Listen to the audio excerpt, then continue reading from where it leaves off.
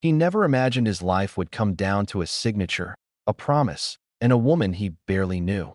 But that's exactly where Ethan, a 32-year-old single dad, found himself on a rainy Thursday morning, standing outside a small-town courthouse with his 6-year-old daughter asleep in his arms and a wheelchair waiting beside him. People passing by whispered. Some stared. Some pitied him. He just lowered his eyes and whispered to himself, "Do it for Lily. Do it for her future." And that's how our story begins. A story that gently reminds us that kindness still matters. When Ethan's wife passed away, he fell into crushing debt. The only thing keeping him going was his little girl's smile.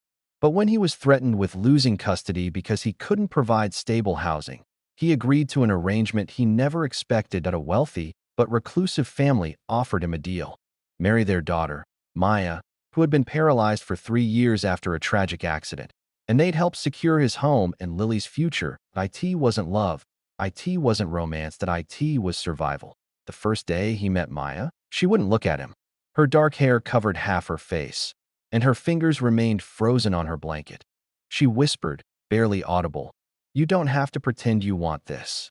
Ethan knelt beside her wheelchair and simply said, "I'm not pretending. I just want to be kind. Maybe we both need that." For the first time in months, she blinked as if a spark lit inside her. Days turned into weeks. Ethan cooked. He cleaned. He helped Maya's nurses with her therapy. Lily painted pictures and taped them onto Maya's wall. Slowly, her silence cracked. She began asking about Ethan's day, then about Lily's school, then about the smell of pancakes on Saturday mornings. One night, she asked him quietly, "Why are you always kind to me?" He took a breath and said, "Because I know what loneliness feels like, and I wouldn't want anyone else to feel it too." She turned her face away so he wouldn't see the tears. One afternoon, Ethan heard a soft thump from Maya's room that he rushed in, panic rising, only to find her, holding herself upright on the edge of the bed, trembling, gripping the rail. "Maya?" She gasped, breathless. I felt something. My toes, they moved." Doctors were stunned. Her family didn't believe it, but Ethan saw it. Hope, tiny but fighting, flickering back to life. Over the next few weeks, the improvement continued. She could wiggle her foot, lift a hand, sit upright longer. The house felt lighter. Lily danced around her, calling her Super Maya. But Maya still refused to try standing. "I'm scared," she confessed one night. "Every time I hoped before, the pain crushed me." It happened late one evening. Maya was crying quietly. Thinking Ethan had already gone to bed, he walked in gently and offered his hand. "Maya, can I try something?" She looked up, eyes glistening. "What?"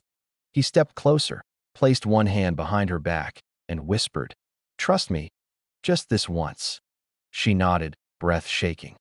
Ethan leaned in and pressed the softest kiss onto her forehead. It wasn't romantic. It wasn't scripted. It was pure compassion.